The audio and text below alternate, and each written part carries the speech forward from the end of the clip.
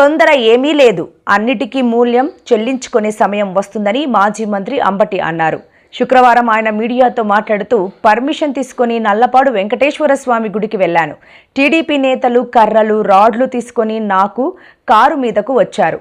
TDP నేతలు కట్టిన ఫ్లెక్సీలు చించలేదు. టీడీపీ నేతలు ఇలా చేస్తే పోలీసులు ఏం చేస్తున్నారు అంటూ ఆయన ప్రశ్నించారు. జరిగిన వాస్తవాలన్నిటినీ కూడా ట్రాన్స్పరెంట్గా నా గొంతుతో రాష్ట్ర ప్రజానీకానికి వినిపించాలనే ఆవేదనతో నేను ఈ మీడియా సమావేశాన్ని ఏర్పాటు చేయడం జరిగింది. ఈ 18 రోజులు నాకు మాట్లాడే అవకాశం లేదు, జ్యుడిషియల్ రిమాండ్లో ఉండటం వల్ల. అయినా నా కుటుంబ సభ్యులు, నా కూతుళ్ళు, నా కూతురు సాధ్యమైనంత వరకు ప్రతి విషయాన్ని కూడా ప్రజలకు ఎక్స్ప్లెయిన్ చేసేటటువంటి కార్యక్రమం చేశారు. అయినా ఇంకా కొన్ని విషయాలను ప్రజలకు అర్థమయ్యే విధంగా, మరి ముఖ్యంగా ఈ రాష్ట్రంలో న్యూట్రల్గా ఆలోచించేటటువంటి వ్యక్తులకు, మేధావులకు, ఏ రాజకీయ పార్టీలో ఉన్నా వారందరికీ కూడా సవినయంగా సబ్మిట్ చేసుకుందామనేటువంటి ఉద్దేశంతో నేను రాజమండ్రిలో రిలీజ్ అయిన తర్వాత కొన్ని విషయాలు మాత్రమే మాట్లాడి, ఈ సంఘటనా స్థలంలోనే అన్ని విషయాలను మాట్లాడనే ఉద్దేశంతో మొన్న నుంచి ఈ రోజుకి వాయిదా వేసుకున్నాను. ఏం జరిగింది? నేను తెలుగుదేశం పార్టీ వారు ఒక ఫ్లెక్సీ కట్టారు, మీ అందరూ చూశారు. ఆ ఫ్లెక్సీ దగ్గరికి వెళ్ళి, ఇలా ఫ్లెక్సీ కట్టడం తప్పు, మంచి సాంప్రదాయం కాదు, ఈ ఫ్లెక్సీని మీరు తీసేయండి, తీసేయకపోతే నేను తీసేస్తాను అని ఫ్లెక్సీ దగ్గరికి వెళ్ళి మీడియా మిత్రులందరినీ పిలిచి చెప్పాను. ఇది చెడు సాంప్రదాయమా? అప్పుడు ఎవరు లేరు. నేను చించేస్తే అడిగేవాడు లేడు. చించటం మంచి సాంప్రదాయం కాదు, రెచ్చగొట్టడం మంచి సాంప్రదాయం కాదు, ఇలా మా మీద మీరు ఫ్లెక్సీలు కట్టడం తప్పు, మీ గొప్పతనాన్ని గురించి కట్టుకోండి, చంద్రబాబు గొప్పవాడని కట్టుకోండి, జగన్మోహన్ రెడ్డి గారిని దూషిస్తూ, సుబ్బారెడ్డి గారిని దూషిస్తూ, కరుణాకర్ రెడ్డి గారిని దూషిస్తూ మీరు కట్టకండి తప్పు అని చెప్పాలని ఆవేదనతో నేను వెళ్ళానే. వెళ్ళి చించేయలేదే, చెప్పాను, వచ్చేశాను. ఇది జరిగినటువంటి అంశం. నెక్స్ట్ రోజు రాష్ట్ర వ్యాపితంగా పిలుపునిచ్చింది వైఎస్ఆర్ కాంగ్రెస్ పార్టీ. ఇలా తప్పుడు ప్రచారం చేస్తున్నారు, ఫ్లెక్సీలు కడుతున్నారు, దీని మీద గుళ్ళల్లో పూజ చేసేయి. ఎందుకంటే లడ్డూకు సంబంధించినటువంటి అంశం అది, పవిత్రమైన లడ్డూకు సంబంధించిన అంశం అది. వెళ్లి గుళ్ళల్లో పూజ చేసి చంద్రబాబు నాయుడు గారి విధానం గాని, ఆలోచన గాని మార్చమని, భగవంతుని ప్రార్థించమని మాకు పిలుపు వచ్చింది.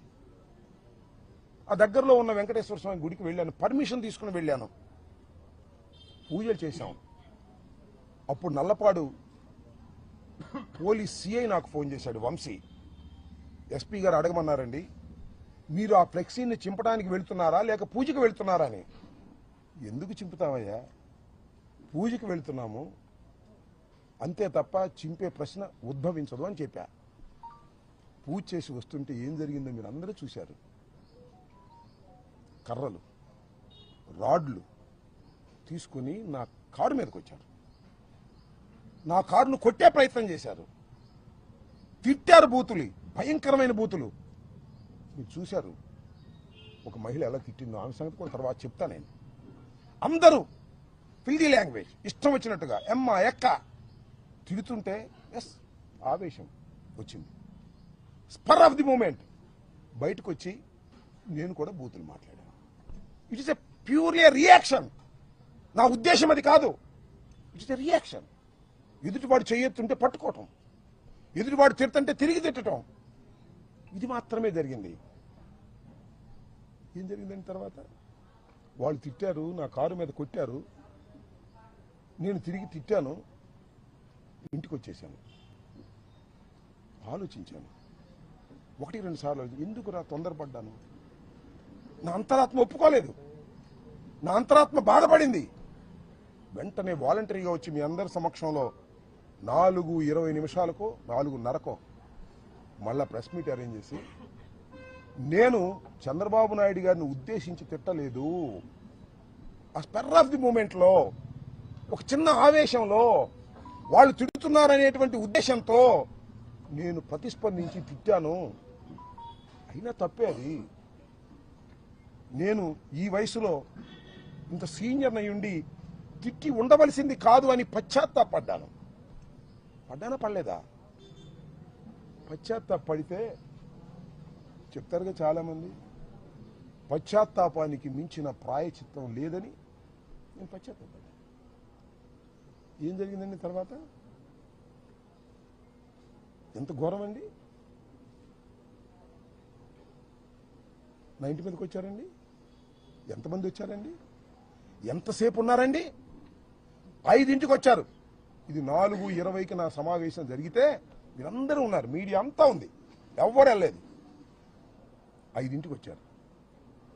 ఎప్పుడు దాకా ఉన్నారండి? రాత్రి 12 దాటేంతవరకే ఉన్నారు. ఇక్కడే బ్యాచ్లుగా వస్తున్నారు. పెదకూరపాడు వాళ్ళు వస్తారు, వినుకొండ వాళ్ళు వస్తారు, సత్తెనపల్లి వాళ్ళు వస్తారు, భాష్యం స్టూడెంట్స్ వస్తారు, విధ్వంసం చేస్తారు. గదిలో ఉన్నాను. 10-20 నిమిషాలకు తీసుకెళ్లారు.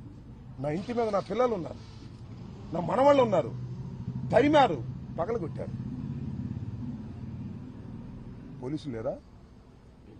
అందరు పోలీసులు ఉన్నారుగా. ఆపే ప్రయత్నం చేశారా? 1 గంట కాదు, 2 గంటలు కాదు, ఇంతకుముందు కూడా దాడులు చూశాం. వస్తారు, స్పరావతి కొట్టప్పుడు కొడతారు, పారిపోతారు. అలా కాదు ఇది, అలా కానే కాదు ఇది. 7 గంటల సేపు కరాళ నృత్యం చేశారు ఇక్కడ. ఎవరి మద్దతుతో చేశారు? ఇక్కడ పోలీసుల మద్దతుతో చేశారు. రక్షించవలసిన వాళ్ళు పోలీసులు, హింసాత్మక సంఘటనలు చేస్తున్న వాళ్ళు తెలుగుదేశం గూండాలు. పోలీసు గూండాలు ఏకమైపోయారే, ఎక్కడ చూశారా? ఇప్పుడన్నా విన్నారా? పోలీసులు గూండాలు ఏకమైపోయి అతి దారుణంగా పగలగొట్టే కార్యక్రమం చేశారు, కొట్టే కార్యక్రమం చేశారు.